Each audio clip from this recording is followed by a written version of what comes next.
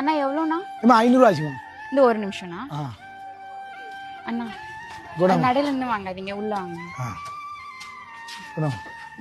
என்னம்மா ஆள் டல்லா இருக்கீங்களா? என்னவா என்னன்னா பண்றது, வீட்டுக்காரால தானா பிரச்சனையே.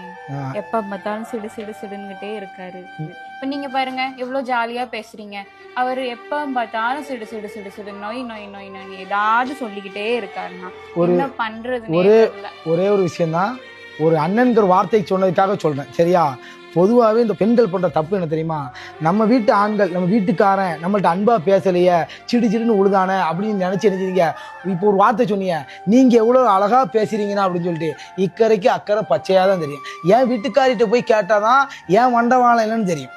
வீட்டுக்கு வாசப்பட்டு வீட்டுக்கு பிரச்சனை இருக்கத்தான் செய்யும். உனக்கும் உன் கணவனுக்கு என்னது சில முரண்பாடான விஷயங்கள் இருக்கத்தான் செய்யும். ஏன்னா அது நீ அவன் நெருப்பாக இருந்தாம்னா நீ தண்ணியாக இருந்து அணைக்கிறதுக்கு தான் வழியை பார்க்கணும். மேற்கொண்டு நீ நெருப்பாக இருந்து எனக்கு கொழுந்துட்டு எரிஞ்சிடக்கூடாது. ஒரு கணவன் மனைவிக்குள்ள அண்டர்ஸ்டாண்டிங் என்ன புரிஞ்சு நடக்கிறது தான். அதை புரிஞ்சுக்கிடாமல் இருக்க போய் தான் என்ன செஞ்சிருது, சட்டுப்புட்டு நீ விவகாரத்தை அந்த மாதிரி ஆயிடுது.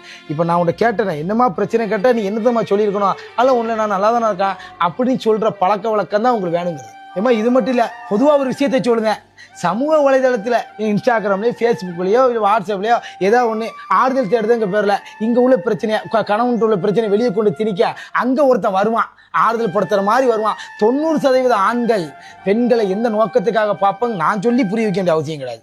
ஒன்னே ஒன்று உங்களுக்கு சொல்கிறேன், உங்களுக்கு ஒரு திருமணம் ஆகிட்டா, உங்கள் கணவன் மனைவி ஆகிட்டீங்களா, அதுக்குள்ளே நாளைக்கு பிள்ளைங்களை வளர்க்குறது எப்படி எல்லாத்தையும் அனுசரித்து அந்த காலகட்ட பெண்கள் மாதிரி ஓரளவு நீங்கள் நினைக்கணும். ஒரு கட்டுப்பாட்டில் இருக்கிறது உங்களுக்கும் நல்லது, உங்கள் குடும்பத்துக்கு நல்லது, நாளைக்கு உங்கள் சந்ததிக்கும் நல்லது.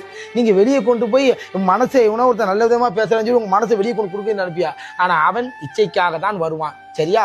இவ்வளோ சொல்றீங்களேண்ணா, நீங்க நல்லவங்களா கெட்டவங்களா? சந்தர்ப்பம் சூழ்நிலை அமையாத வரைக்கும் நானும் யோக்கியம்தான். வரட்டுமா? ஆனா நான் கெட்டவன் தான்.